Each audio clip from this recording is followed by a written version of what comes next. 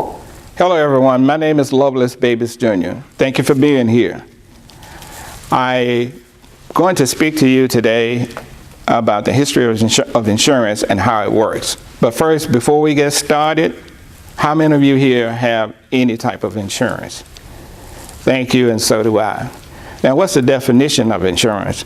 Well, I'm glad you asked. Insurance is it's a means of protection against financial loss. It is a form of risk management used primarily to guard against the risk of unforeseen circumstances or uncertain losses.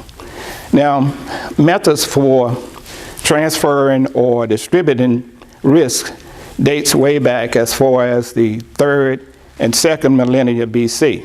It was practiced by the Chinese and Babylonian merchants, traders who wanted to limit their loss of wares shipped by vessels on the high seas. They finally came up with a maritime law called the General Average, where a group of merchants agreed to share the cost to insure their goods shipped by sea. Now, let's fast forward. By the late 19th century, governments began to initiate national insurance programs against sickness and old age. Now, Germany began to build on the foundation of welfare programs, while Great Britain lost 13,000 houses to fire during the Great Fire of London.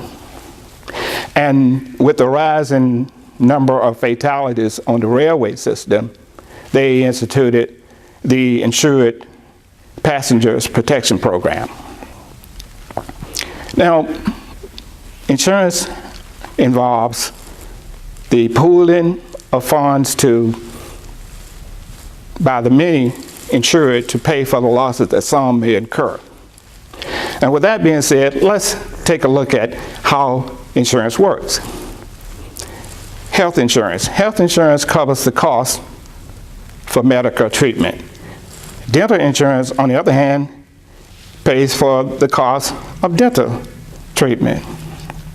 Now, in most developed countries, governments, all citizens have some type of insurance coverage through their government, paid for by taxation. And many of those health benefits are usually connected with, or they are formed with the employer's benefits. Now, there are two main types of insurance. The fee-for-service, wherein, or sometimes called the indemnity plan, wherein you will receive all of your benefits back that you invested into it to pay for your costs, 100% of the cost, partial cost, and by each day, day by day, up to a maximum amount of days. And then you have the managed care program. The managed care plan is the one where that uses a network of doctors to keep the costs low. These are your HMO, POS, and PPOs. Now, the pros would be low premium and affordable prescription drugs. The cons would be high premium for the individual coverage, individual cover for individual people will be high premiums and high deductible. So there you have it. Now, when it comes to insurance, there are many choices to be made, and they are made or selected on the basis of individual needs.